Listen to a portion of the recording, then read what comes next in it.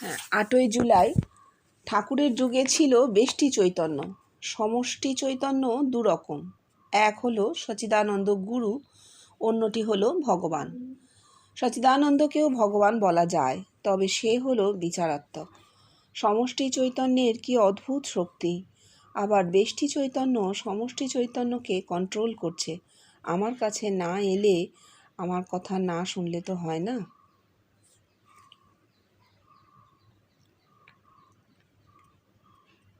হ্যাঁ, সমষ্টি চৈতন্য আর বেষ্টি চৈতন্য আলাদা আলাদা করে বলছেন। চৈতন্য তো এক, তার মানে যখন আন্ডার ডেভেলপড তখন বেষ্টি, তাই না? আন্ডার ডেভেলপড কন্ডিশন বেষ্টি, দেহের মধ্যে আটকে আছে। আর সমষ্টি হচ্ছে যখন ডেভেলপ, আরেকটু ডেভেলপ করেছে সমষ্টি। আর যখন জগৎব্যাপী চৈতন্য তখন পুরোপুরি ডেভেলপড কন্ডিশন। তো দেহের মধ্যে বেষ্টি চৈতন্য সব থেকে উঁচু জায়গা। সমষ্টি চৈতন্য হচ্ছে দেহ ছাপিয়ে, সারপ্লাস বডি। উনি বলছেন এই চারপাশে বসে আছিস তোরা, আমার কাছে না এলে তোদের হচ্ছে না। তার মানে ওই খানিকটা কন্ডাকশন মোড আর কি, যে যেমন কন্ডাকশনে ইন্ডাকশনে ইলেকট্রিসিটি বা হিট ছড়ায়, সেই রকম খানিকটা সারপ্লাস বডি। অতগুলো বডি ওনার দরকার হয়েছিল সমষ্টি চৈতন্য। কিন্তু জগৎব্যাপী চৈতন্যে আর কারোর কাছে যাবারও দরকার নেই, কেউ আমাদের কাছে আসবারও দরকার নেই, কারোর কাছে যাবার প্রয়োজন পড়ছে না। চৈতন্য তো স্থানকাল কেটে দিয়ে, সুতরাং দূরত্ব অতিক্রম করে, সময় অতিক্রম করে কারোর কাছে পৌঁছতে হবে, কোনো বিশেষ ব্যক্তির কাছে, সব কাটা পড়ে গেছে। এই কথাটার মধ্যে এইটাই বোঝা যাচ্ছে, বেষ্টি চৈতন্য আন্ডার ডেভেলপড, আর সমষ্টি চৈতন্য হচ্ছে আরেকটু ডেভেলপমেন্ট হয়েছে। দেখো বাপি যদি কিছু বলে। এর উপরে আর কিছু বলা যাবে না। আপনি যেভাবে ব্যাপারটাকে রিয়ালাইজ করে বললেন, অসাধারণ বললেন। সত্যি কথা, এতটা কল্পনা করতে পারি। কল্পনা যে কত মানে মানে ভাবনা, কল্পনা বলবো না, মানে এতটা ভাবনা যে জিনিসটাকে করা, সত্যি দারুণ ব্যাখ্যা দিয়েছে। কোনো ব্যক্তি বিশেষ বলার কিছু নেই। দেহে যদি ঠিকমতো পূর্ণ মাত্রায় যদি তার দেহের মানে কি বলবো মানে উত্তরণ হয়, সে নিজের মধ্যেই সেই অনুভবটা করবে এবং সেই আনন্দে উপলব্ধি সে পাবে। এটাই আপনি বললেন আর আমার মনে হল। হ্যাঁ হ্যাঁ, তাই জগৎব্যাপী চৈতন্য তো এই উপলব্ধিটুকুই, আর তো কিছু করা যায় না, ধারণ তো সম্ভব নয়। বলো। 11ই জুলাই সৎ পথে থেকে খেটে খাবি, ভগবানকে ডাকবি। আমার এত শত কি দরকার? আসল কথা হলো ভগবানকে ডাকা, ভগবানকে ভালোবাসা। আমি হিন্দু ধর্ম বুঝি না, বুঝি সনাতন ধর্ম, যা ঠাকুরকে বলে গেছেন। সনাতন ধর্ম কি না, এই দেহে ভগবান। যখন তার আত্মিক স্ফুরণ হয় তখন অ্যাকচুয়াল ভগবান। বেদ বলছে এই মানুষই ভগবান। তাহলে এই যে আমি কোনো ধর্ম বুঝি না, আমি শুধু বুঝি সনাতন ধর্ম। এখন তো চারিদিকে সনাতন কথাটা এত অন্য অর্থে ব্যবহার হচ্ছে। একটা খুব মজার জিনিস আছে, ভাষা খুব অদ্ভুত বস্তু। শব্দকে তুমি লোকে বলে শব্দের তো একটাই মানে হবে, না, শব্দের মানে টুইস্ট করে দেওয়া যায়, বদলাতে বদলাতে বদলাতে বদলাতে এমন জায়গায় নিয়ে যাওয়া যায় শব্দের মানে, যে 5 যুগ আগে শব্দটার যা মানে ছিল এখন পরিপূর্ণভাবে তার একটা বিপরীত মানে দাঁড়ায়। এও তাই, সনাতন শব্দটার যে মানে সেটা হচ্ছে শাশ্বত, ইটারনাল, চিরকালীন, এই হচ্ছে তার আসল মানে। কিন্তু এখন সনাতন ধর্ম বলতে আমরা যা বুঝি সেটা হচ্ছে কিছু লোকের একটা তৈরি গোষ্ঠী, সেই গোষ্ঠী কিছু অদ্ভুত অদ্ভুত নিয়ম কানুন প্রচলন করে বলছে আমরা সনাতনী। সনাতনী মানে আমরা শাশ্বত। গলা কেটে দিলে আর শাশ্বত থাকবে না, কিন্তু হয়ে গেল শেষ। তাহলে সেইখানে জীবনকৃষ্ণ বলছেন আমি বুঝি মা একটাই ধর্ম, সনাতন ধর্ম, বেদে যা বলেছে, মানে শাশ্বত, চিরকালীন, যা ছিল আছে থাকবে। তাহলে যা ছিল আছে থাকবে সেটা কোনো ব্যক্তির উপর নির্ভর নেই। একজন ব্যক্তি বিশেষের উপর নির্ভর করলে সে ধর্ম কিন্তু আজ আছে, কাল থাকবে, পরশু নাও থাকতে পারে। এবার তুমি ইনস্টিটিউশনাল রিলিজিয়ন গুলোর নাম বলবে, কেন? মোহাম্মদ তো ১৫০০ বছর আগে মরে গেছে, এখনো আছে। বুদ্ধ কবে চলে গেছে, এখনো আছে। যিশু কবে চলে গেছে, এখনো আছে। এই কথাটাই খুব ভালো করে, এমনকি চৈতন্য চলে গেছে। ঠাকুর বলছেন চৈতন্য যা করে গেল তারই বা কি রইলো? হ্যাঁ, কিছু রইলো না। তার কারণ এই লোকগুলো যে চলে গেছে তার প্রায় ৫০-১০০ বছর পরে এই প্রাতিষ্ঠানিক ধর্মগুলোর অভ্যুদয় এদের চোখের সামনে দেখা গেছে। এটা কখনোই সেই লোকগুলোর প্রচারিত ধর্ম নয়। তারা ধর্ম প্রচার করেননি, এই সত্যি কথাটা কেউ নিতেই পারে না। তারা কোনো ধর্ম প্রচার করেননি। তারা একজন সমাজ সংস্কারক ছিলেন এবং নেতিবাচক কিছু কথা বলে গেছেন। আর ধর্মের যা উপলব্ধি নিজেদের মধ্যে হয়েছে, আশপাশের কিছু লোক দেখেছে, ছড়িয়ে ছিটকে তাদের মধ্যে কিছু উপলব্ধি হয়েছে, ব্যাস। কিন্তু এদের মৃত্যুর পর বা এদেরকে হত্যা করবার পর ৫০ বছর পর প্রতিষ্ঠান শুরু হলো, আর এদেরকে বিগ্রহ তৈরি করা হলো। এই ধর্ম একটাও থাকেনি। এই তো ইনস্টিটিউশনাল রিলিজিয়ন তো, খ্রিস্ট ধর্ম তো আর যিশু প্রবর্তিত ধর্ম নয়, ইসলামও মোহাম্মদের ধর্ম নয়। এরা সব নতুন নতুন নতুন নতুন আরো ব্যক্তি তার মধ্যে জুটে, যারা ধর্মের ধ জানে না, তারা তৈরি করেছে। তাহলে ব্যক্তির ধর্ম থাকে না। সনাতন ধর্ম কাকে বলছে? এই মনুষ্য জগৎ, এই মনুষ্য জাতি শাশ্বত, সনাতন। এই মনুষ্য জাতির যে ধর্ম, তাই সনাতন ধর্ম। এইভাবে ওর কথাটার অর্থ পাওয়া যাবে। না হলে সনাতন বললে, যদিও উনি বলছেন বেদে আছে সনাতন ধর্মের কথা, হ্যাঁ, বেদ তো কোনো গোষ্ঠী দ্বারা প্রবর্তিত ধর্ম নয়, ধর্মকথা নয়। বেদ কোনো ধর্মকথা নয়। উনি বলছেন বেদান্ত, বিশেষ করে উপনিষদ, বিশেষ করে যে ঋষি মুনিদের অনুভূতির ভান্ডার। তাহলে কোনো একজন ঋষি একজন মুনি নয়। ওই যে একটা শ্লোক বলা হয়েছে, সেখানে কিন্তু নাম দেওয়া হয়নি, কোন ঋষি কোন মুনি বলে গেছেন, তিনি কোথায় থাকতেন। ব্যক্তিকে কিন্তু বেদান্ত এতটুকু গুরুত্ব দেয়নি, এইটা আমাদের বুঝতে হবে। নাহলে এতদিন পরে আমরা বেদান্ত নিয়ে এত মাথা ঘামাতাম না।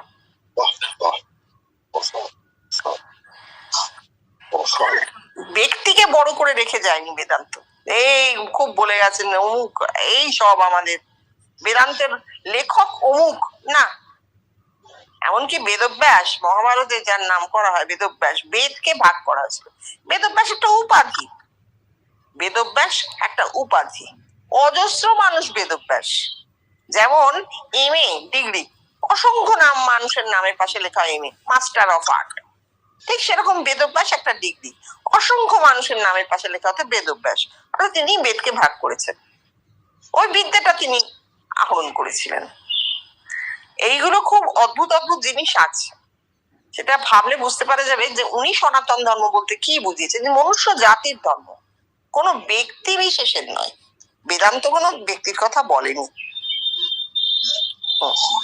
কিন্তু আমরা যদি একটু তাকিয়ে দেখি, সেখানে কিন্তু ঠাকুরও বলছেন, যেমন জীবনকৃষ্ণ বলছেন। কি বলছেন? ঠাকুর বলছেন আমার কথা দুটো অর্থ, শব্দার্থ মর্মার্থ। তার মানে আমার মর্মার্থ গুলো নেই, তাহলে তার তো শব্দ ব্রহ্মের কথাই বললেন।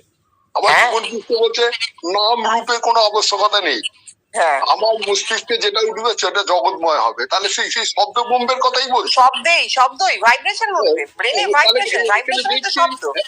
ব্যক্তির কোনো এই নেই। আমরা ব্যক্তিকে খাড়া করার চেষ্টা করছি, কেন আমরা নিজেরা দ্বৈতবাদ, তাই দ্বৈতবাদকে খাড়া করার চেষ্টা। আর কি জানো বাপি, এক জন্ম নয় গো, পুরুষানুক্রমিক হাজার হাজার বছরের সংস্কার মাথায় আমাদের।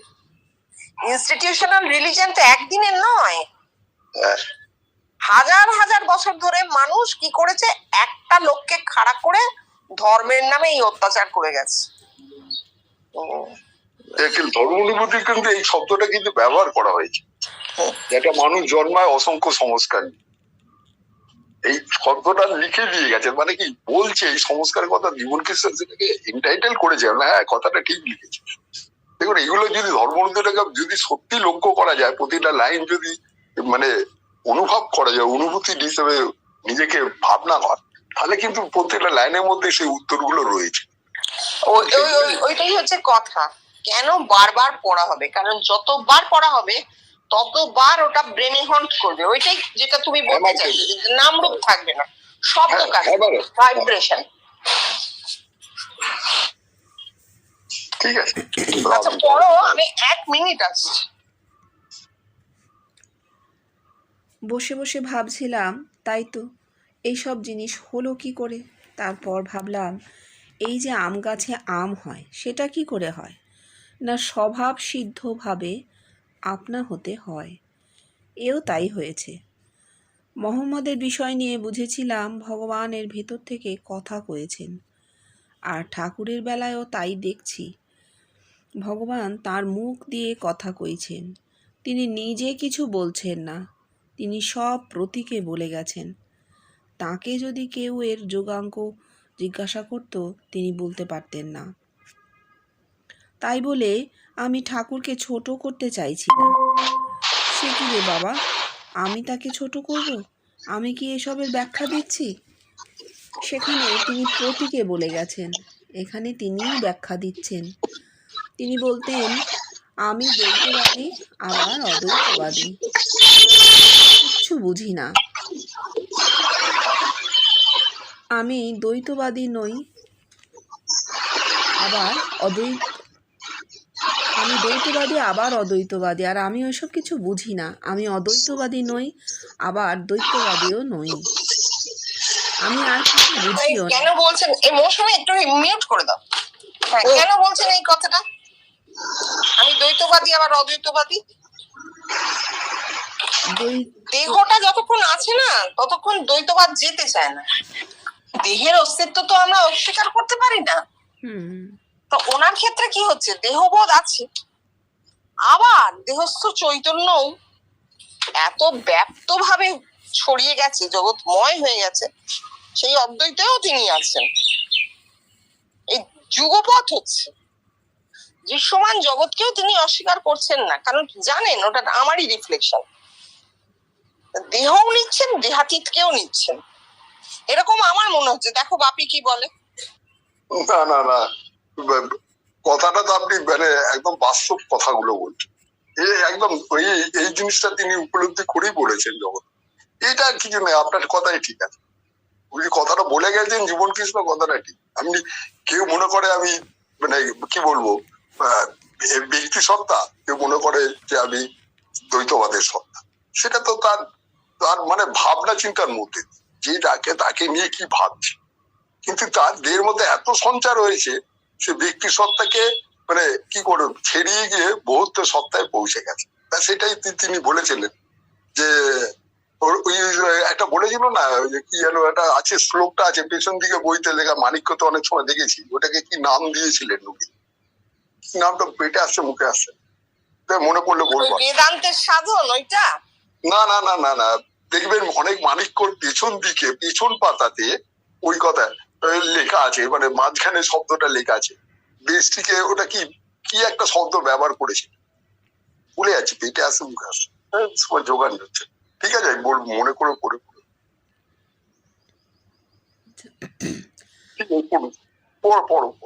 আমি আর কিছু বুঝিও না। কথামৃতে সে কথা আছে, দ্বৈতা দ্বৈত বিবর্জিতম ভগবানত্ব। জন দ্য ব্যাপটিস্ট যেমন ক্রাইস্টের সম্বন্ধে ফোরকাস্ট করে গিয়েছিলেন, ঠাকুরও তেমনি এখানকার সম্বন্ধে ফোরকাস্ট করে গেছেন। এই যে 13 বছর 8 মাস বয়সে দেহে রাজযোগ ফুটেছিল, তার ফল হলো যোগাঙ্গ নিয়ে ব্যাখ্যা।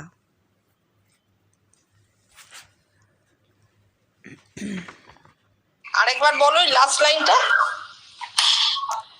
এই যে 13 বছর 8 মাস বয়সে দেহে রাজযোগ ফুটেছিল, তার ফল হলো যোগাঙ্গ দিয়ে ব্যাখ্যা।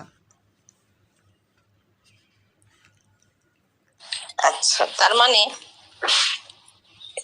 এইখানটা একটা উনি ওনার নিজের কথাটা বলেছেন।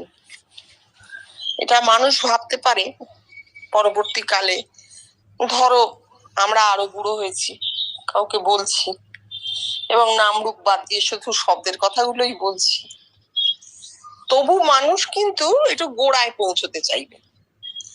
আপনি এটা জানলেন কি করে? আপনার একার উপলব্ধি? না, মিথ্যে তো বলা যাবে না, না তা নয়।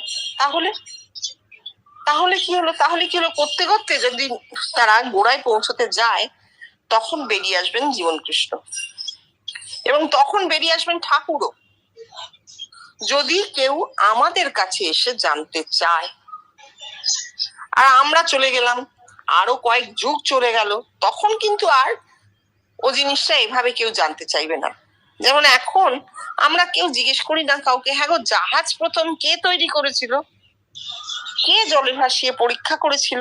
বহুকাল হয়ে গেছে, বহুকাল, হাজার হাজার বছর আগে জাহাজ তৈরি হয়েছে, আজকের কথা না। কেউ বলতেও পারবে না কে করেছিল, কে জলে ভাসিয়েছিল। কিন্তু আমরা এখন রিসেন্ট ডিসকভারি গুলো নিয়ে খুব আলোচনা করি। যেমন থিওরি অফ রিলেটিভিটির পর জেনারেল থিওরি অফ রিলেটিভিটিতে কি বলা হলো, বা আইনস্টাইনের কোন জায়গাটায় ত্রুটিটা হলো, আরো কোন ডাইমেনশন অ্যাড হলো। আবার আরো পরের বিজ্ঞানীদের কথা বলি, যেখানে কনসাসনেস এর কথা হচ্ছে, এখন আসছে যেগুলো, অদ্ভুত ব্যাপার সব, কসমোফিজিক্স নিয়ে অনেক ওপরের কথা, সেগুলো আমরা জানতে চাই। কে বলেছেন এটা? তাহলে এর আগে কে বলেছিলেন? ঠিক সেই রকম এটা কিন্তু একটা অধ্যাত্ম বিজ্ঞানের নবতম আবিষ্কার বলা যায়।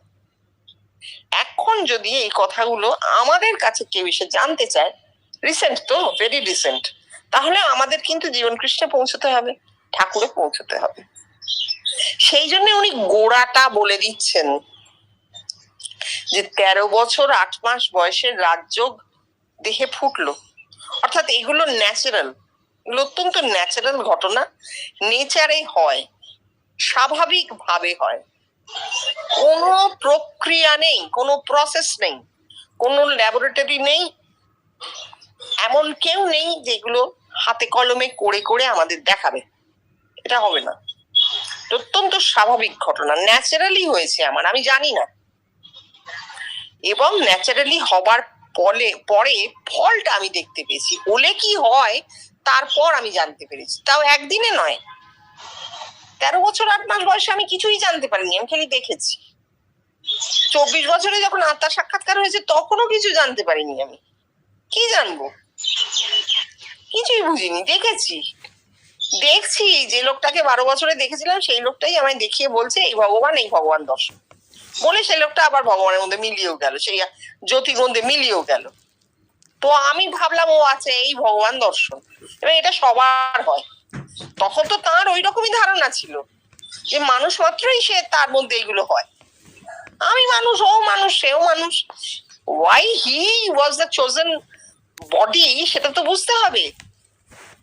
যে একটা মানুষ, সে ভাবছে আমার যখন হয় সবার হয়, এটা আমরা কেউ ভাবি না। আমরা কি ভাবি, আমার যা বুদ্ধি আছে, ওর কি তাই আছে নাকি, কিছু জানে, নর্মাল। আর ওনার অ্যাবনর্মাল ব্যাপারটা দেখো কি, উনি ভাবছেন আমার হয়, আরে তো সবার হয়, আবার বলবার কি আছে, কাউকে বলতেনও না। এবার এই ভগবান দর্শনের পর ঠাকুর মিলিয়ে গেলেন। ঠাকুরকে তিনি আর সেভাবে দেখতে পেতেন না। পরে যা দেখতেন, ঠাকুর একটু খুঁড়িয়ে হাঁটছেন, একটু যেন অসুস্থ। অনেক পরে বুঝেছেন ঠাকুরের অবতারত্ব, ঠাকুর যেখানে ভগবানত্ব দান করছেন, সেখানে তিনি অনেক ওপরে। যখন ঠাকুরকে অবতার বানানো হয়েছে, তখন ঠাকুর অনেক নেমে এসেছেন। এই জায়গাটা তিনি ধীরে ধীরে ধীরে ধীরে, বলতে গেলে জীবন ধরে বুঝেছেন। বলছেন আমার জীবনব্যাপী সাধনা বাবা, জীবন ধরে বুঝেছেন। ওই যে 13 বছর 8 মাস বয়সে দেখা হলো রাজযোগ, সেইটা কি হলো, আস্তে আস্তে আস্তে আস্তে ফুটলো। শুধু তার মধ্যে না, রাজযোগের অর্থই হচ্ছে জগৎ ব্যাপিত্ব। একজন মানুষের রাজযোগ নেই, ব্রহ্মত্ব। তো রাজযোগ হচ্ছে ব্রহ্মত্ব। ব্রহ্ম মানে বৃহৎ, তা সব সময় সর্বব্যাপিত্বে, তা কখনোই একজন মানুষের মধ্যে না। তুমি বলতে পারো সব ব্রহ্ম, এ ব্রহ্ম, ও ব্রহ্ম, সে ব্রহ্ম, আমি ব্রহ্ম, তুমি ব্রহ্ম, সব ব্রহ্ম, হ্যাঁ সব ব্রহ্ম, কিন্তু সেটা সর্বব্যাপিত্ব। সেটা একজন ব্যক্তি নয়, একজন ব্যক্তি বিশেষ নয়, কোন বিশেষ ব্যক্তি ব্রহ্ম হয়েছেন না, সর্বব্যাপিত্ব। উনি বলছেন না, জগৎ আমাকে দান করেছে ব্রহ্মত্ব, জগৎ ব্রহ্ম হয়ে আমাকে ব্রহ্মত্ব দান করেছে। তার মানে সব মানুষ ব্রহ্ম হয়েছে আগে, তারপর তিনি জেনেছেন যে তিনি ব্রহ্ম। হ্যাঁ, ওই এক চুলের একটা তফাৎ আছে, সেটা কি, তার দেহটা কেন্দ্র হয়েছিল। একটা বৃত্ত আঁকতে গেলে তো কম্পাসটা এক জায়গায় গুঁজতে হয়, সেই পয়েন্টটা হচ্ছে নুনি। কিন্তু এখন বৃত্তটা আঁকা হয়ে গেছে, আর পয়েন্টের দরকার নেই।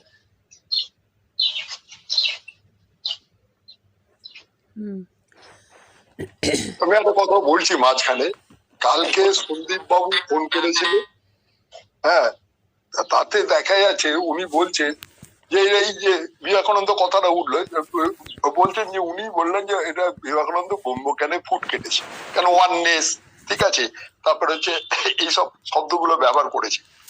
তাই এলাম, একটা কথা বলো তো, ধর্মানুভূতিতে উনি তো নিজে হাতে লিখেছেন, সেখানে কি বলেছে, 12 বছর 4 মাস বয়সে ঠাকুরকে লিখেছে, 13 বছর 8 মাস বয়সে বিবেকানন্দ রাজযোগ শিক্ষাদান করেছে। সেইটা রিয়ালাইজ করলো কবে, তখন বলছে সেটা বলো, তখন বলছে 38 বছর বয়সে। তাহলে কত বছর বাদে রিয়ালাইজ করলেন? এই কথাটা কিন্তু আপনি বলছেন, আমি কিন্তু কালকেই বলছিলাম।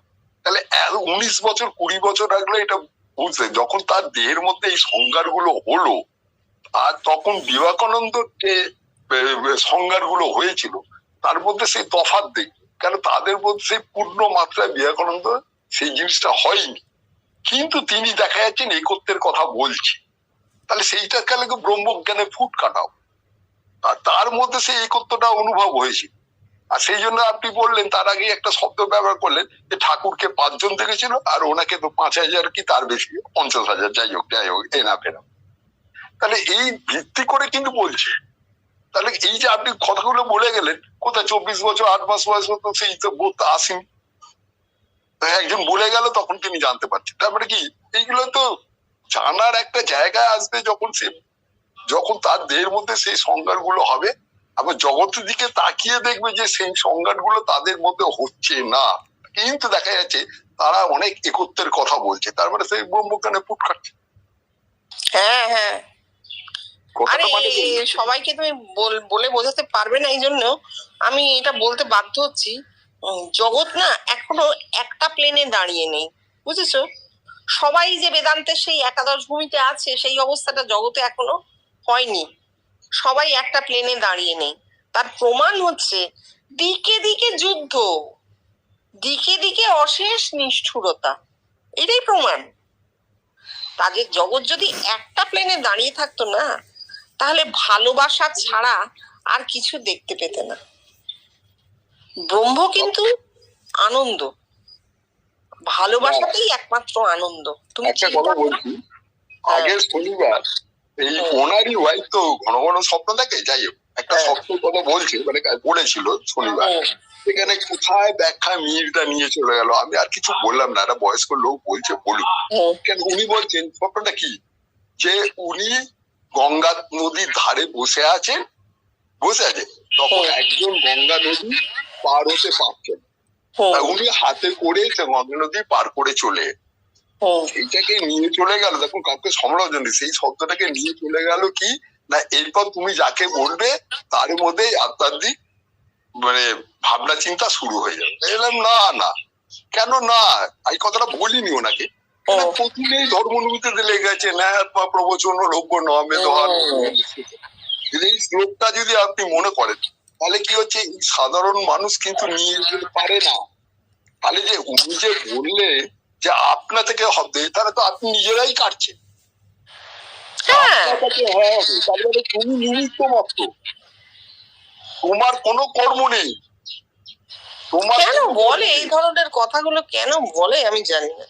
আপনি কোনো কাঠিনি মির্জাকে, আমি কিছু বলি না, এই সবগুলো বলার কোনো মানে না, আসলে এই মাথা থেমে গেছে, বুঝেছো, মাথা থেমে গেছে। বলছি না, মানে আপনার বউ ভাবছে যা, তাহলে আমি বললে হয়ে যাবে না, কেউ কাউকে বললে কিছু হবে। তাহলে আপনাদেরকে কথাটা যে উনি বললেন, তাহলে সে নিজেরাই, দেখো তুমি বারবার আপনাদেরকে কথা বলছো, কিন্তু দেখা গেলো তুমি নিজেকে নিজে কেটে দিলে, তাহলে তো এই শব্দ কাটা পড়ে গেল। এই ছোট ওই বড় জন্য করবার কিন্তু একটা ব্যাপার তো রয়ে গেছে না, আমি বড় তুমি ছোট, তুমি বড় আমি ছোট, এই যে একটা উঁচু নিচু খানাখন্দ এ তো রয়ে গেছে। বললাম না, সবাই এক প্লেনে দাঁড়িয়ে নেই। তুমি দেখো, আমি ডাক্তার দেখালাম, খুব অসুস্থ, দুর্বলতা, পিঠে ব্যথা, কোমরে ব্যথা, কমে না, ডাক্তার দেখালাম। ডাক্তার সব টেস্ট করালো, অর্থাৎ আমার রোগটা কোথায় তাকে ধরতে হবে। ওপর থেকে দেখতে তো ঠিকই লাগছে, কেন হচ্ছে জানা যাচ্ছে না। সব টেস্ট করে দেখা গেল সব ঠিক আছে, শুধু ভিটামিন ডিটা কম। ডাক্তার বললো এইটা খেতে হবে। আর তুমি এক কাজ করো, আমি যখন বলছি আমার পেটের অসুবিধা হয়, ভীষণ ভাল লাগে না, তার মানে কি পুষ্টিটা হচ্ছে না, তখন ডাক্তার বললো তুমি দুধ আর গম জাতীয় জিনিস একদম খাবে না। তুমি 1 মাস না খেয়ে এসে আমায় বলো তুমি কেমন আছো। তা ডাক্তারের কাছে যে গেলাম, ডাক্তার তো চুটকি দিয়ে আমার রোগটা তক্ষুনি সারিয়ে দেবে, এটাই তো মানুষ আশা করে, তাই না? রোগ একবার চুটকি দেবে, সেরে যাবে। তা তো হলো না। আমি প্রথমে অতগুলো পরীক্ষা করে তাকে আমাকে ডিটেক্ট করতে হলো যে আমার ঠিক কোনখানে অসুবিধাটা হয়ে আছে। তারপর তিনি তার ওষুধটা বললেন। তারপর আমি রান্না করে খেতে শুরু করলাম পথ্য সেই অনুযায়ী, যে না এইগুলো বাদ আমার খাবার থেকে, আমি এইগুলো খাবো। খেয়ে আজকে 3 সপ্তাহ হয়েছে। আমি ডাক্তারকে আজকে ফোন করে জানিয়েছি যে হ্যাঁ ডাক্তারবাবু, আমি আগের থেকে ভালো আছি। তাহলে খেলেই কি পুষ্টি হবে? এটা হয়? আমি একটা স্বপ্ন দেখলাম, আর পরের দিনই আমি তার ব্যাখ্যা করতে বসে গেলাম, তাহলে আমি এই দেখলাম, তাহলে এই মানে হয় না। আমার জীবন আমাকে বুঝিয়ে দেবে ওই স্বপ্নটার মানে কি। এখন না, ওয়েট করতে হবে। আমরা জীবন কৃষ্ণের ঘরে 1000 বার রেফারেন্স পাচ্ছি, উনি বলছেন দেখ সেই কবে দেখেছি, আজ এসে তার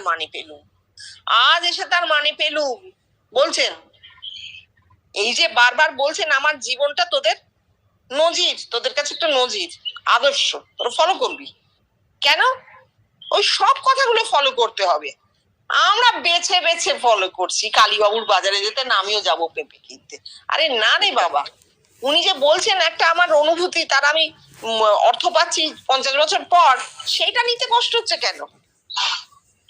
মানুষ এত ফাস্ট হয়ে গেছে না, মানে ওই ফাস্ট ফুডের মতো আর কি, ফাস্ট ডেলিভারির মতন। 10 মিনিটে বাড়িতে দিয়ে যাবে, 5 মিনিটে খেয়ে নেবো, 5 মিনিটে আমার একবারে গায়ে পেশি হয়ে যাবে।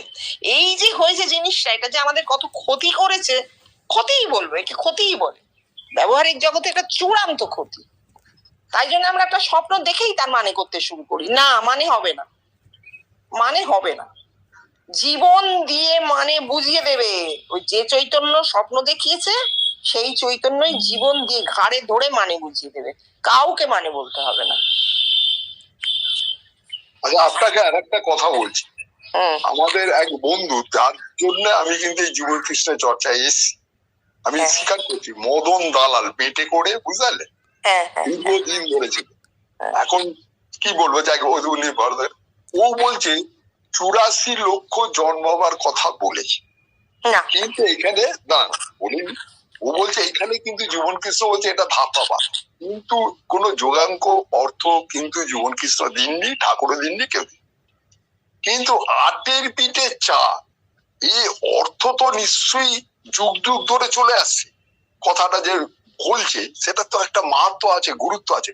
যদি পারিস তো উত্তর দেওয়ার চেষ্টা কর, যোগাঙ্গ মানে বলার চেষ্টা কর। আটের পিঠে চা, 84 শব্দটা 86 বলিনি, 87 বলিনি, কি 2 বলিনি, 4 বলিনি, কি 5 বলিনি, কেন 84 বললো?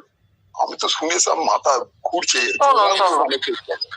পৃথিবীর সমস্ত প্রচলিত ধর্মে কিছু সংখ্যা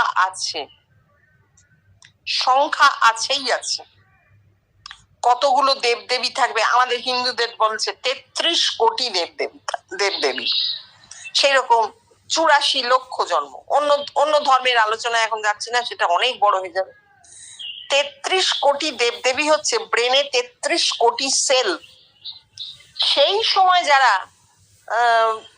কি বলবো, যারা দেহতত্ত্ব বলবো না, জীববিজ্ঞান ছিল, যারা জীববিজ্ঞানী ছিলেন, তারা এইটা ধরেছিলেন যে মানুষের মাথায় আমরা জানি যে আমরাই নতুন করে অ্যানাটমি পড়েছি, আমরাই জেনেছি তা তো নয়। জীবক কবে মানুষের ব্রেন থেকে পোকা বার করেছিল? আমি জানি না তোমরা জানো কিনা যে উজ্জয়িনীর যিনি রাজা ছিলেন, অবন্তীনগরের রাজা, খুব রাগী রাজা ছিলেন, খুব উদ্ভট রাজা ছিলেন। জীবক সেই সময়, মানে আজ থেকে 2500 বছর আগে, বুদ্ধের সময়, তারও বেশি আগে, জীবক তার মাথা থেকে মানে ব্রেন সার্জারি করে ওই পোকা বার করেছিলেন, করে ফেরত এসেছিলেন, পালিয়ে এসেছিলেন, কারণ রাজা না হলে ওকে খুন করে দেবে, এরকম ব্যাপার ছিল। একটু পাগলাটে হয়ে যায় ব্রেনে অসুবিধা হলে। তাহলে আজকের কথা নয়। সুতরাং ব্রেন অ্যানাটমি অনেক পুরনো। এই 33 কোটি দেবদেবী হচ্ছে আমাদের ব্রেন সেল গুলো। আর ওই যে 84 লক্ষ জন্ম, এই 84 লক্ষ যে বলা হয়েছে, এটা একটা মানুষের জন্মের কথা বলা হয়নি, 84 লক্ষ স্পিসিস এর কথা বলা হয়েছে। মানে ওই অ্যামিবা থেকে শুরু করে একবারে হাতি পর্যন্ত, তিমি পর্যন্ত যত যত প্রাণী আছে। তুমি যদি জীববিদ্যার বই দেখো, মানে অনেক একটু উঁচু শ্রেণী, কলেজ টলেজে পড়ে যারা, তাদের যদি জুলজি, বটানি সব নিয়ে জিজ্ঞেস করো, তাহলে তারা কিন্তু বলে দেবে। আমরা ছোটবেলা পড়েছি মেরুদণ্ডী, অমেরুদণ্ডী, গাছের মধ্যে বিভিন্ন ভাগ, এই সবগুলো যদি তুমি যোগ করো, তাহলে প্রাণ সব প্রাণ যে প্রকাশ, নেচারে যে সব প্রাণ প্রকাশ, তাকে প্রাণী জগৎ বলা হচ্ছে, উদ্ভিদ সমেত। 84 লক্ষটা ভাগ আছে তার, 84 লক্ষটা প্রাণী উদ্ভিদ মিলিয়ে আছে। এই হচ্ছে 84 লক্ষ জন্ম। একটা মানুষ 84 লক্ষ বার জন্মাবে না, একটা মানুষ একবারই জন্ম। Life is a single chance. একবার এসেছি, একবার চলে যাব। 84 লক্ষ এইটাকে বলছে। তারা সেইভাবে গুনেছিলেন, ঠিক যেভাবে 33 কোটি সেল গুনেছিলেন মাথার, সেইভাবে গুনেছিলেন 84 লক্ষ রকমের প্রাণের প্রকাশ আছে। জবা গাছ আছে, টগর গাছ আছে, এইরকম যেমন পাতা দিয়ে ভাগ করা আছে, স্টেম দিয়ে ভাগ করা আছে, সেরকম প্রাণীদেরও অসংখ্য ভাগ আছে। কত রকমের পাখি আছে, কত রকমের এপস আছে। আমরা তো এপস এর মধ্যে পড়ি, মানুষ এপ, মানব শ্রেণীর জন্তু। তাহলে এইগুলো বুঝতে হবে যে এটা কেন বলা হয়েছে। এর মধ্যে যোগাঙ্গ নয়, এটা একদম পরিষ্কার দেহতত্ত্ব। দেখো তোমার কথার উত্তর পাচ্ছ কিনা সেটা আমাকে বলো। আপনার একটা মানে পেলাম, মানে একটা মানে কি বলে 5 বার একটা মানে একটা পেলাম, মানে উপায়, অনুভূতি পেলাম। 84 লক্ষ মানে 84 লক্ষের প্রজন্ম জীব জগতের মধ্যে দিয়েই প্রকাশ। তাদের কি বলছে? হ্যাঁ, মানে প্রজাতি, প্রজন্ম বললো না, প্রজন্ম বললেই ও পুরুষ ভাববে, প্রজাতি।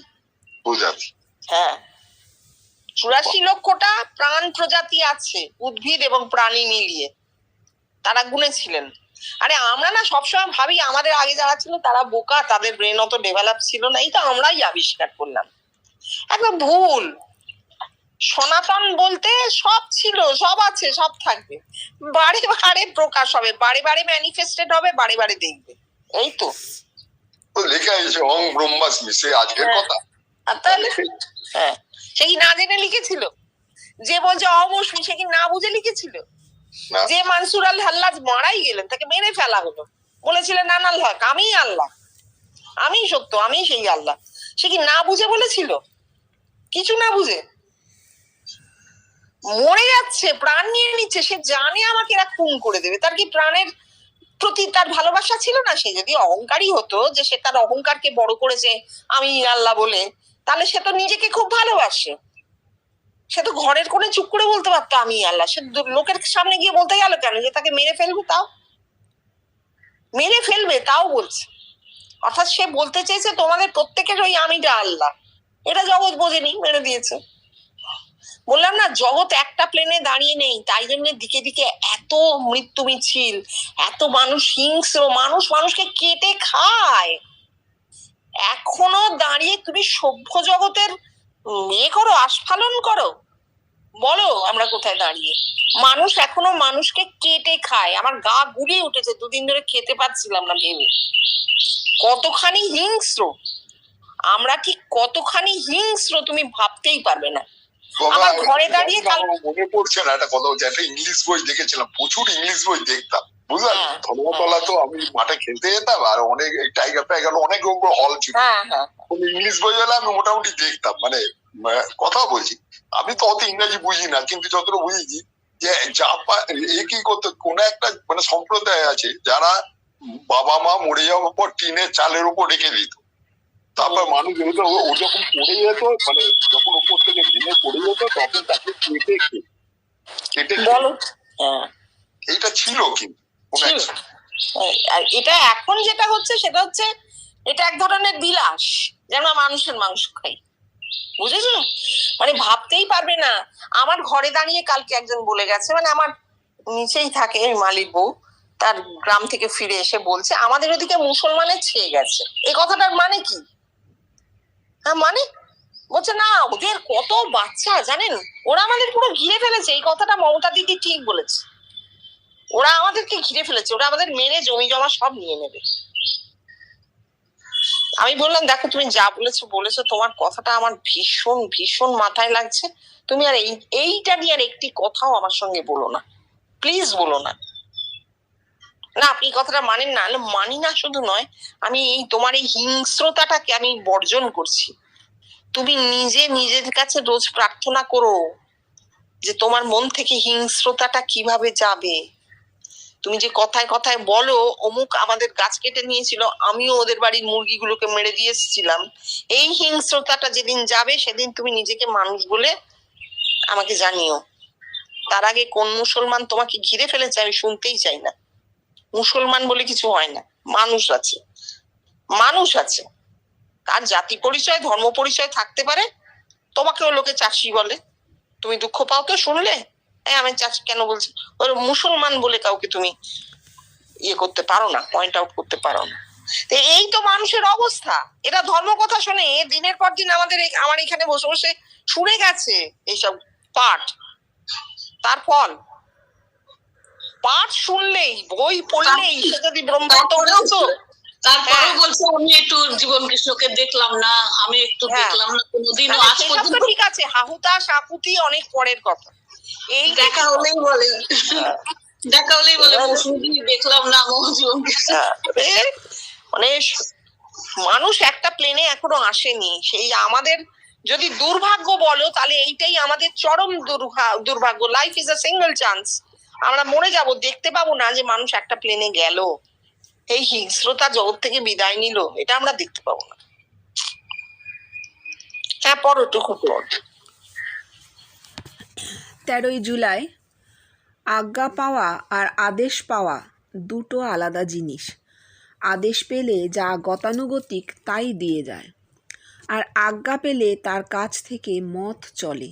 ঠাকুর আজ্ঞা পেয়েছিলেন কি না, পাননি, তাই তিনি মত চালাতে পারলেন না। তিনি যে মত চালাতে পারেননি তার প্রমাণ বেশি লোক তাকে সচিদানন্দ গুরু রূপে পাননি, মাত্র কয়েকজন পেয়েছিলেন প্রমাণের জন্যে। মত কে চালায় না, ভগবান। ঠাকুর সুরেশ, হ্যাঁ এই শুনি বলেন। হ্যাঁ এইখানে একটা দ্বন্দ্ব বুঝেছো, এখানে ওর মধ্যেও আমরা জীবন কৃষ্ণকে তো নিশ্চয়ই আলোচনা করব, তিনি ধ্রুব তারার মতন এখনো রয়েছেন আমাদের সামনে, কিন্তু দেখো তার মধ্যে একটা দ্বন্দ্ব কাজ করছে। উনি বলছেন এই আজ্ঞা আর আদেশ, তাই তো? আজ্ঞা আর আদেশ বলছেন, আদেশ দিলে মত চালানো যায় না, আজ্ঞা পেতে হবে, আজ্ঞা হলে মত চালানো যায়। এবার দেখো আদেশ আর আজ্ঞা দুটোই কিন্তু বেষ্টিতে নেই। ঠাকুর পাবেন না, ঠাকুর কেন পাবেন? ঠাকুর দেখতে পাবেন তার দ্বারা, তার দেহের মধ্যে থেকে। যেমন জীবন কৃষ্ণ বলছেন যে আমার দেহটাকে নিয়ে এত কিছু হয়ে গেল, আমি কিন্তু তার বিন্দু বিসর্গ বুঝিনি, জানতে পারিনি। ঠিক সেই রকম ঠাকুরেরও তো, ঠাকুর দ্রষ্টা, ঠাকুরের থেকে এত মানে কি বলবো, এত জানা লোক আর ছিল না যিনি জেনেছিলেন যে আমার দ্বারা কিচ্ছু হয় না, গাছের পাতাটাও নড়ে তার ইচ্ছে, আমি কিছু করছি না। ঠাকুরের যে অহংশূন্য অবস্থাটা ছিল সেটা কিন্তু খুঁজে পাওয়া যাবে না। তিনি আবার মদ চালাবেন কি করে? চালাবেন না তো। তিনি জানতেন মা চালাবে। মদ যদি কিছু থেকে থাকে সেটা মা চালাবে। অর্থাৎ মা মানে সগুণ প্রকৃতি, সগুণ ব্রহ্ম প্রকৃতি। যা হবার হবে, প্রকৃতিটা হবে। তিনি জানতেন আমি দ্রষ্টা মাত্র, আমি শুধু দেখছি, এইটা ঠাকুর জানতেন। তাহলে আদেশ বলো আজ্ঞা বলো কোনো মানুষের অ্যাকশন নয়, কোনো মানুষ ক্রিয়া করতে শুরু করবে তা নয়। মদ চালাবো, চলে গেলাম দিকে দিকে মাইক নিয়ে প্রচার করতে শুরু করলাম এই পলিটিক্যাল পার্টির মতন, মোটেই নয়, মোটেই নয়। আদেশ হলে কি হবে? আদেশ হলে জগতে একটা তরঙ্গ উঠবে, একটা তরঙ্গ উঠবে। বেশ কিছু লোকের মাথায় সেই তরঙ্গটা আঘাত করবে। তাদের মাথায় জ্ঞানটা ধারণা হবে যে কোথা থেকেও একটা তরঙ্গ উঠেছে। তারা খুঁজে খুঁজে খুঁজে খুঁজে সেই তরঙ্গের কাছে আসবে, এসে জানতে পারবে যে যে স্থিতিশীল অবস্থাটা এতদিন ছিল তা থেকে একটা অন্য তরঙ্গ উঠেছে, আমরা একটা অন্য জায়গায় পৌঁছচ্ছি, আর ওখানে নেই, আর একটু এগিয়ে যাওয়া হচ্ছে, আর একটু ঠেলে দেওয়া হচ্ছে আমাদের। এই হচ্ছে আদেশ। সেখানে কি হচ্ছে? যেটা ছিল তা থেকেই তরঙ্গ উঠছে, নতুন জিনিস কিন্তু হচ্ছে না। যা আছে তা থেকেই তরঙ্গ। ঠাকুর শেষ অবতার, অবতারত্ব ছিল, অবতারের ধর্ম ছিল ঠাকুরের মধ্যে, সেটা কি হলো? কমপ্লিট হয়ে গেল। এইটা হচ্ছে আদেশ। যা ছিল মত পাল্টানো হলো না, যা ছিল সেটারই চরম অবস্থাটা প্রকাশ পেয়ে গেল তরঙ্গ উঠে। ঠাকুর কি করলেন? দেখলেন, দেখলেন, বলে গেলেন একটি মনুষ্য জীবনের উদ্দেশ্য ঈশ্বর লাভ হবে, তোমাদের চৈতন্য হবে, অবতারোত্তর যুগ শেষ। তাহলে এই হচ্ছে আদেশ। আর আজ্ঞা, যেটা জীবন কৃষ্ণ বলছেন, মত চালানো, অর্থাৎ নতুন জিনিসের সৃষ্টি। যা ছিল তা থেকে তরঙ্গ নয়, ভিন্ন প্লেন, অন্য স্তর থেকে তরঙ্গ সৃষ্টি হচ্ছে। বৃষ্টি শেষ, অন্য স্তর থেকে তরঙ্গ সৃষ্টি হচ্ছে, সেই তরঙ্গ ধাক্কা দিচ্ছে। এবং সেই তরঙ্গ কোনো নির্দিষ্ট জায়গায় নির্দিষ্ট কতগুলো মানুষের মাথায় ধাক্কা দিচ্ছে না, কিন্তু যতই আমরা দাবি করি, ওই সর্বব্যাপীত্বে কোথায় কোথায় কাকে কাকে ধাক্কা দিয়েছে কেউ জানে না। ওসব স্ট্যাটিস্টিক্স জীবনে পাওয়া যাবে না। ওই লোকে গুনেছে বসে বসে 5,000 এলো, 10,000 এলো, 20,000 এলো, ও কোনো কাজের কথা না। যারা বলেছে তারাই দেখেছে, যারা বলেনি তারা দেখেনি, তারা জানেই না কোথায় কাকে কিভাবে দেখেছে। এইটা হচ্ছে মত, অর্থাৎ নতুন জিনিস। মত মানে কি? থিওরি। নতুন থিওরি এলো। কি থিওরি? মানুষ মাত্রই ব্রহ্ম, কে কাকে পুজো করবে। দ্বৈতবাদ শেষ হয়ে গেল, অদ্বৈতবাদের যুগ শুরু হলো। এটা শুরু। দেখো বাপি কি বলবে।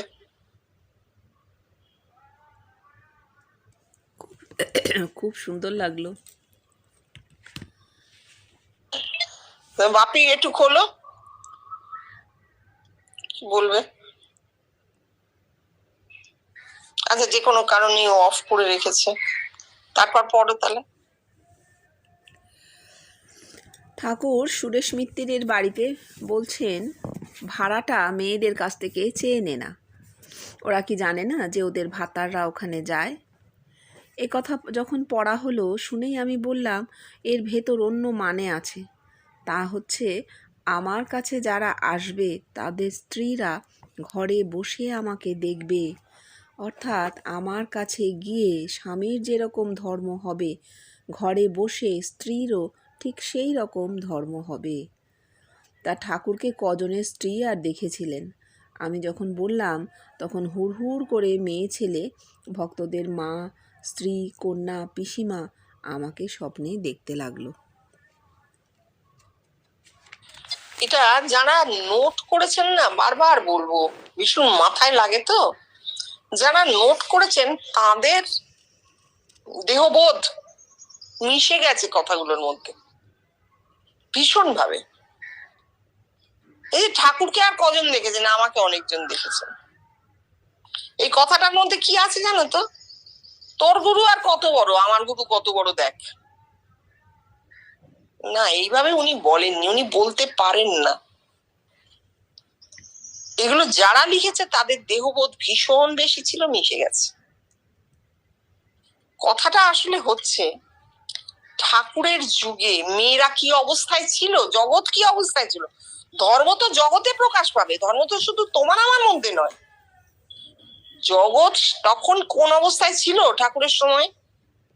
মাত্র কিছু বছর আগে সতীদাহ নিবারণ হয়েছে, তারও পরে বিধবা বিবাহ প্রচলন হয়েছে, তারও পরে মেয়েরা লেখাপড়া শিখতে শুরু করেছে।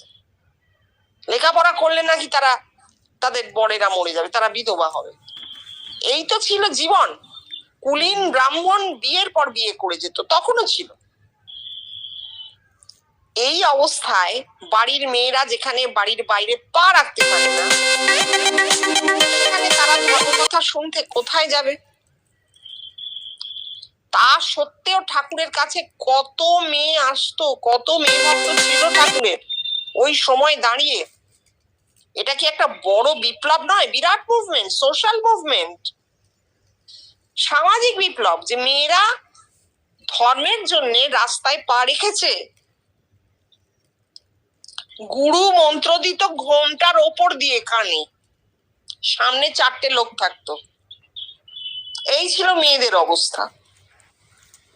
আর জীবন কৃষ্ণের সময় ভারত স্বাধীন হয়ে গেছে 1947-এর পর। ওনার ব্রহ্মত্ব, প্রকাশিত ব্রহ্মত্ব, ভারত স্বাধীন। মেয়েদের মাথায়ও, মেয়েও তো মানুষ, তা তো মানুষ নয় তা তো নয়, সেই মেয়ের মাথাতেও কিন্তু স্বাধীনতার সেল ফুটে গেছে, ফ্রিডম। এইবার মেয়েরা বেশি করে দেখছে। আর যেতে আসতে হচ্ছে না তো, স্থানকাল কেটে গেছে ব্রহ্মত্বের প্রকাশে, আর কোথাও যেতে আসতে হচ্ছে না। তারা প্রমাণ দিচ্ছে পুরুষদের যে তোমরা যে ভাবছো তোমরা যাচ্ছ আসছো, তার পায়ের কাছে বসে কথা শুনে তোমাদের এত মানুষ মনের হচ্ছে, এত অনুভূতি হচ্ছে, এ ভুল, মিথ্যে। এই দেখো আমি ঘরে বসে আছি, এই সকাল থেকে রান্না বান্না করছি, তাও দেখছি। তোমায় জানাচ্ছি, তুমি যার কাছে যাও তাকে দেখো এরকম এরকম দেখতে। ঠিক বলছি? বুঝতে পেরেছো?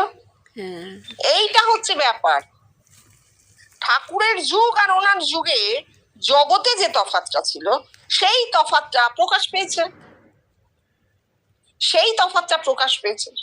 ঠাকুরের সময় সবে ফুট কাটছে, ভারতবর্ষ স্বাধীনতা থেকে তখন বহু দূরে, সবে ফুট কাটছে, কয়েকজন মানুষ দেখেছে। তাও তো তারা ঠাকুরকে সচ্চিদানন্দ গুরু বলে ভাবতে পারেনি, সচ্চিদানন্দ ভগবান বলে তো তারা ভাবতে পারেনি। তারা ভেবেছে অবতার।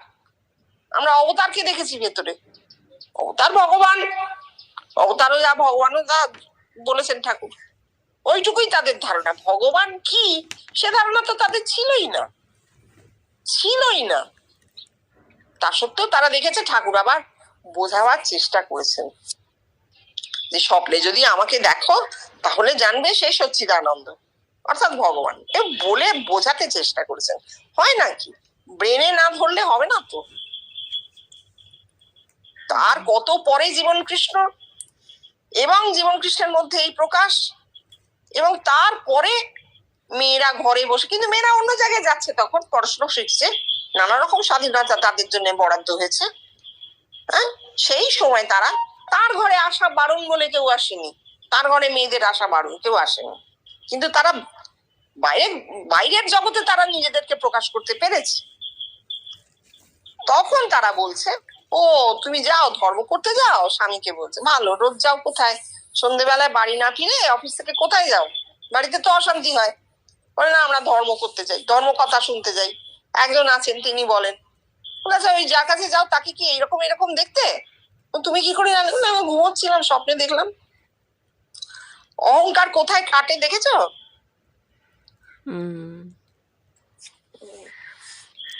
ঠিক আছে। দিদি, এটাকে যদি আমি অন্যরকম ভাবে যদি মানে বলার চেষ্টা করি, বলো বলো।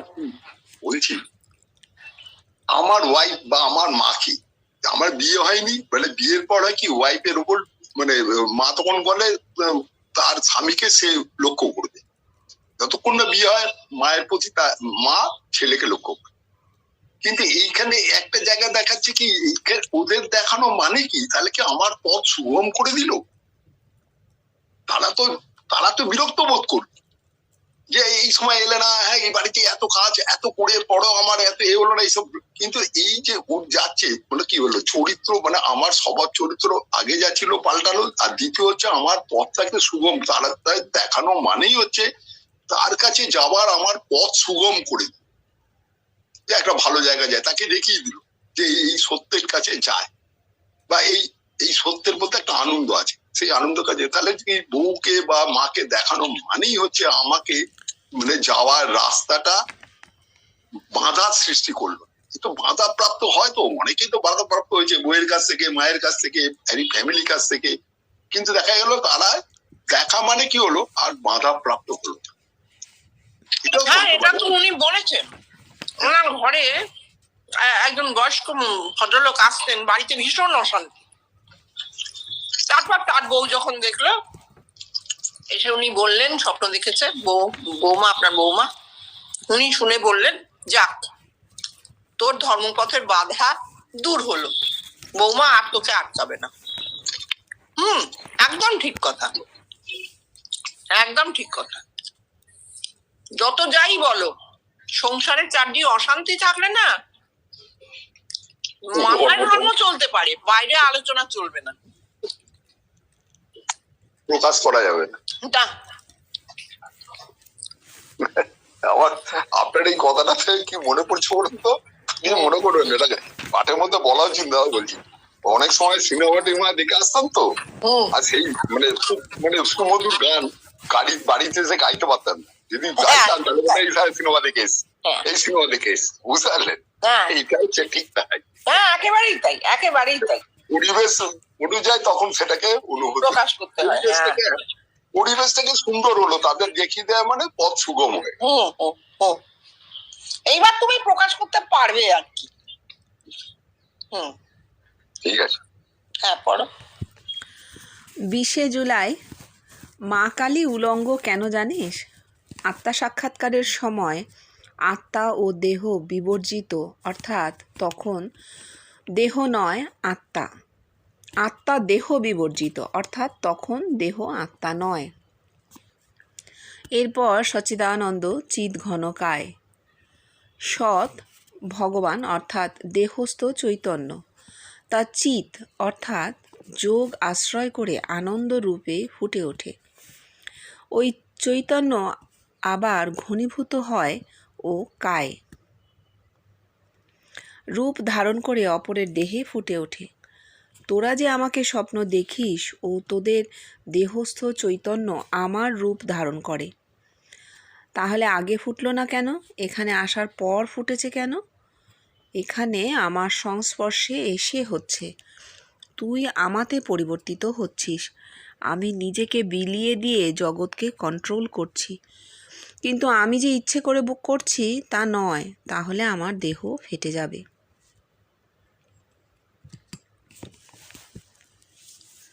আরেকবার পড়ো তো এটা।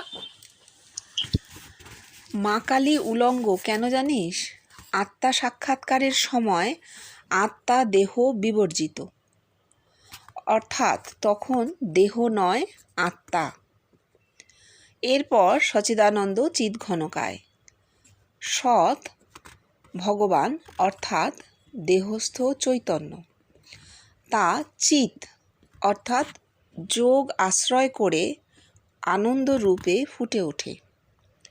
ওই চৈতন্য আবার ঘনীভূত হয় কায় ও রূপ ধারণ করে অপরের দেহে ফুটে ওঠে। তোরা যে আমাকে স্বপ্নে দেখিস ও তোদের দেহস্থ চৈতন্য আমার রূপ ধারণ করে, তাহলে আগে ফুটলো না কেন? এখানে আসার পর ফুটলো কেন? এখানে আমার সংস্পর্শে এসে হচ্ছে, তুই আমাতে পরিবর্তিত হচ্ছিস, আমি নিজেকে বিলিয়ে দিয়ে জগৎকে কন্ট্রোল করছি, কিন্তু আমি যে ইচ্ছে করে করছি তা নয়, তাহলে আমার দেহ ফেটে যাবে। ওটা সেই সময়ের একটা স্টেজ ছিল। যাই হোক, প্রথম থেকে মা কালী উলঙ্গ কেন, মানে কাপড় নেই, তাই তো? গায়ে কাপড় নেই। কাপড় মানে দেহ, কাপড় মানেই দেহ। আত্মা দেহজ্ঞান বিবর্জিত হলে তবেই আত্মার সাক্ষাৎকার, তাই কালী উলঙ্গ, কাপড় নেই গায়ে। এবার সেইখান থেকে উনি বলছেন সচ্চিদানন্দ চিৎ ঘনকায়। যখন একটা মানুষের আত্মার সাক্ষাৎকার হলো, অর্থাৎ দেহজ্ঞান বিবর্জিত অবস্থাটি হলো, কাপড় নেই, তখন তার কি অবস্থা হয়? তিনি অন্য যে কোনো কাপড় গায়ে পরতে পারেন, অন্য যে কোনো কাপড় তার গায়ে শোভা পেতে পারে। কাপড় মানে দেহ। এই দেহে দেহে ছড়িয়ে পড়ার যে সূচনা, সেটা ওই আত্মা সাক্ষাৎকারেই শুরু হয়ে যায়। ওটা প্রাইমারি কন্ডিশন। ম্যাট্রিক পাস না করলে তুমি পিএইচডি পর্যন্ত যেতে পারো না। ওইটা ম্যাট্রিক পাস, যে দেহজ্ঞান বিবর্জিত হয়ে গেল, দেহ থেকে আত্মা সম্পূর্ণভাবে পৃথক হয়ে গেল। কালী কালো, নির্গুণ, নির্গুণা রূপ আছে, একটা আউটলাইন আছে, গায়ে কাপড় নেই। অর্থাৎ সম্পূর্ণভাবে নিজের দেহ থেকে বিচ্ছিন্ন হয়ে গেল আত্মা। এইবার কি হলো? এই আত্মা সর্বাত্মনীম হব, সবার আত্মা হবে। আত্মা তো এক, তাহলে আবার সবার আত্মা কি করে হবে? সবার দেহে তার প্রকাশ ঘটবে। চিৎ ঘনকায়, চিৎ মানে যোগ আশ্রয় করে ঘনমূর্তি ধারণ করছে, ওর রূপটা ধারণ করছে। সেই সময়, সেই স্টেজ যখন সচ্চিদানন্দ চিৎ ঘনকায় হয়েছিল, ওটা একটা স্টেজ, রান্নার স্টেজ থাকে। যখন তুমি তেলে ফোড়ন দাও, তখনই তুমি জল ঢেলে দাও না, তারপর তোমার তরকারিটা ছাড়তে হয়, সবজি ছাড়তে হয়, তারপর সেটা কষতে হয়, তারপর সেটা সেদ্ধ হয়, অনেক ব্যাপার। তো ওটা একটা স্টেজ, যে স্টেজে সচ্চিদানন্দ রূপ ধারণ করেছে, চিৎ ঘনকায় হয়েছে, জমেছে, জমাট রূপ বেঁধে মানুষের মাথায় ছড়িয়েছে। কেন? তার কারণ ওইটা প্রাথমিক একটা কন্ডিশন ছিল, যখন মানুষ টের পেতে শুরু করলো, যারে আমি ছাড়া আমার দেহে তো আর একটা কেউ আছে, আমি তো তাকে দেখতে পাচ্ছি, আমার ভেতরে ইনি কে, একে আমি কোথা থেকে পেলাম, আমি তো চিনি না, জানি না, দেখিনি। এবং খুব কাকতালীয় ভাবেই বাস্তব জগতে হয়তো তার কাছে পৌঁছে যাওয়া হলো, মিলে গেল, হ্যাঁ আমি একে দেখেছি, একেই দেখেছি। কিন্তু তাকে জিজ্ঞেস করলে তিনি বলছেন, বাবা আমি জানি না। তাহলে তিনি জেনে শুনে ঢোকেননি, জেনে শুনে কন্ট্রোল করছেন না।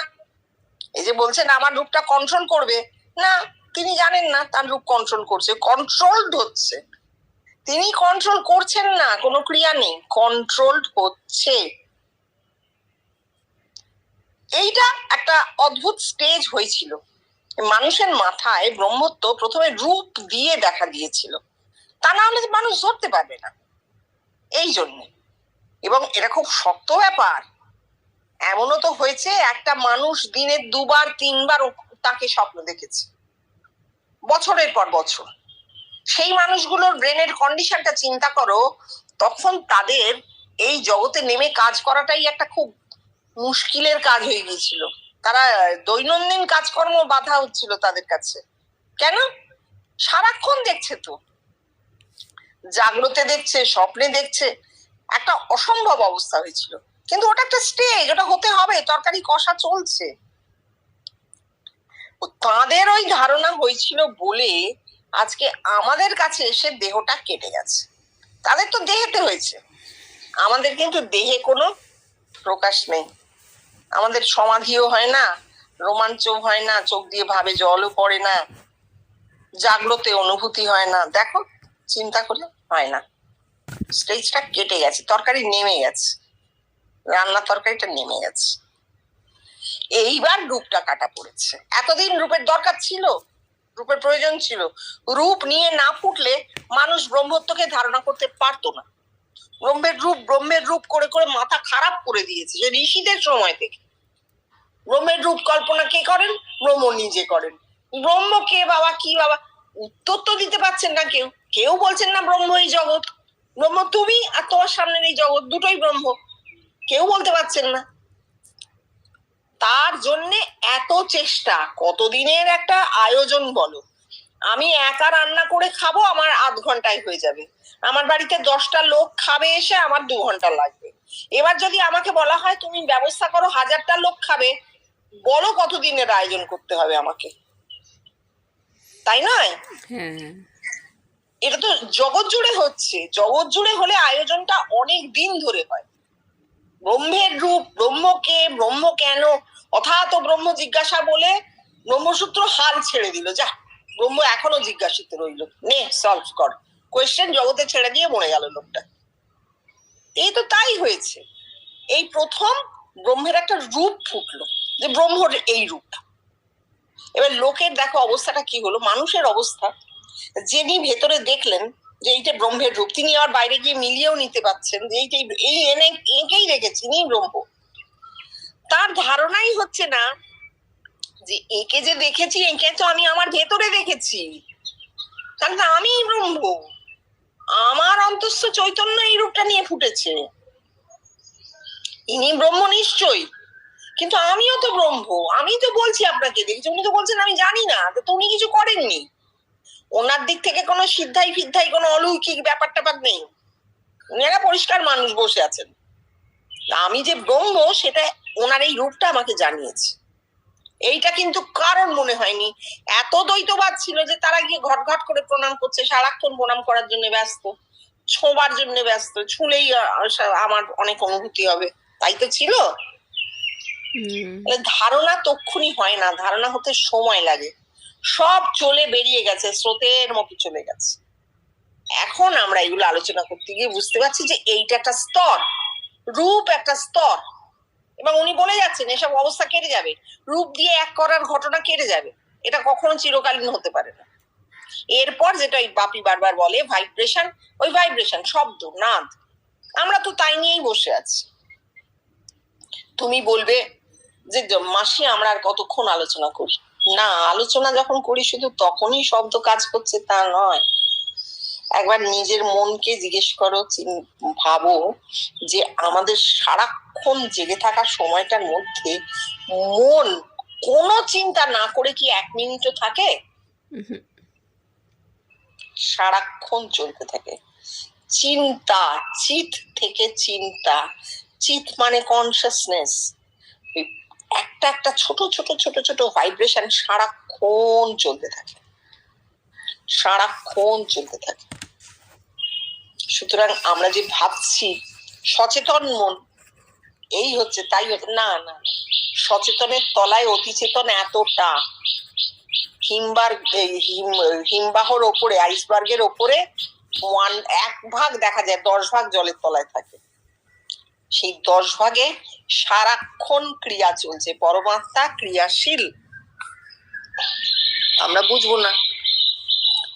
এটা একদম বাপি 100 ভাগ ঠিক কথা বলে যে ভাইব্রেশন, ধ্বনি তো ভাইব্রেশন, শব্দ তো ভাইব্রেশন।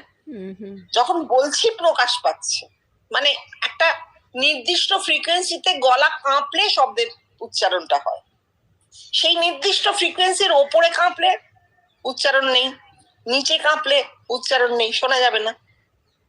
সেই শব্দগুলো তো শব্দ, আল্ট্রাসনিক, সুপারসনিক সবই তো আছে, সবই তো আছে। এবং সমস্তক্ষণ চিন্তার মধ্যে দিয়ে সেই শব্দের কাজ চলছে, ভাইব্রেশন চলছে। আমি একটা কথা বলি দিই, বলো। এখানে যারা আছে বেশিরভাগই হচ্ছে মানে আফটার 60, তার মধ্যে ভাগ্নি খালি বয়সে ছোট। কিন্তু আমরা তো ছোটবেলা দেখেছি যে বৃহস্পতিবার দিন টিভিতে, যখন টিভি এলো, মানে কলকাতায় এলো, মানে একটু বাড়ি বাড়িতে এলো, তখন দেখা যায় বৃহস্পতিবার দিন চিত্রহার আর শনি রবিবার সিনেমা দেখা। কিন্তু তখন কিন্তু কোনো অপশন ছিল না, আপনাকে দেখতে গেলে ওটা ইচ্ছা না থাকলেও না টিভি বন্ধ করে দিতে হবে, আর না হলে দেখতে হবে। কিন্তু আমার কিন্তু দেখা যাচ্ছে এখন প্রচুর অপশন হয়ে গেছে।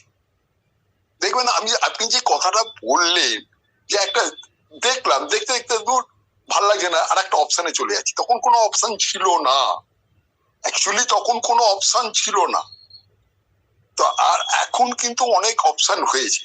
আর একটা কথা লাস্ট যেটা জীবন কৃষ্ণ বলছে, এই উত্তরটা আমি ভাগ্নির কাছ থেকে চাই, আপনি কিছু বলবেন না। ভাগ্নি আছে যারা আছে তা বলবো। ওখানে উনি বলছেন যদি আমার দেহে অনুভব করতাম তাহলে আমার দেহটা ফেটে যেত। এই শব্দটা কেন ব্যবহার করি ভাগ্নি, তুমি বল। হ্যাঁ, ওটা আমারও কিন্তু প্রশ্ন ছিল যে দেহটা ফেটে যাবে, এই কথাটা উনি কেন বললেন। আমি নিজেকে বিলিয়ে দিয়ে জগৎকে কন্ট্রোল করছি, ইচ্ছে করে করছি তা নয়, তাহলে আমার দেহটা ফেটে যাবে। এটা আমি ভেবেছিলাম মাসিকে জিজ্ঞেস করব, আগের দিন পড়ছিলাম। এটা আমার প্রশ্ন ছিল যে দেহ ফেটে যাবে কেন। এটা কি মাসির এইটা যে 1000 জনের রান্না করতে গেলে অনেকখানি সময়, অনেকখানি না না না না না না আচ্ছা না না, আমি এটা একদম মোটেই অ্যান্সার। আচ্ছা দেখি আর কি অন্য দিদিরা, দুই দিদি আছে, অঞ্জলি দি আছে, মৌসুমি দি আছে, কি বল। কিন্তু এই উত্তরটা কিন্তু দিইনি। না না, এটা বলিনি এখনো। হ্যাঁ হ্যাঁ, বল। আর মৌসুমি দি বা অঞ্জলি, হ্যাঁ, যদি কেউ বলে বলুক, নালে বলছি।